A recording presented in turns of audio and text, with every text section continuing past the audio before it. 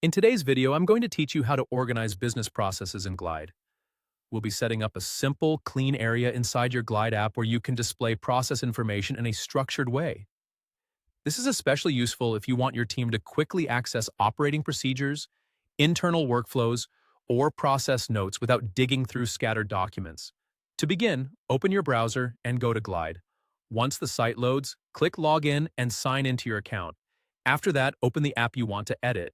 Make sure you're working in the correct app before making any changes, especially if you manage more than one project in Glide. When you're inside the app editor, look to the left sidebar.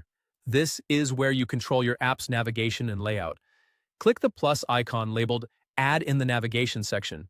This will let you create a new destination in your app so users can access your business processes from the main navigation. Next, select the Processes table as the data source. This connects the new screen to the table where your process information is stored.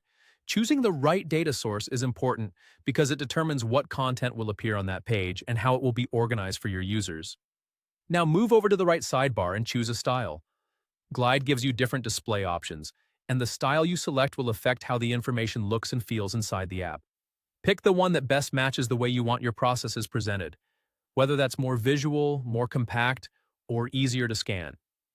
After that, return to the left sidebar and click Add Component. You're going to add a rich text component for process notes. This is a great choice when you want to include formatted instructions, explanations, or supporting details that help users understand each process more clearly. Once the rich text component has been added, go to the right sidebar and enter the content. This is where you can add your process notes and make them easy to read.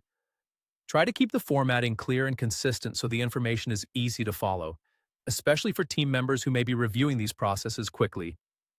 When everything looks the way you want, click Publish in the top right corner. Publishing makes your updates live so users can immediately access the newly organized process section in your Glide app, and that's it.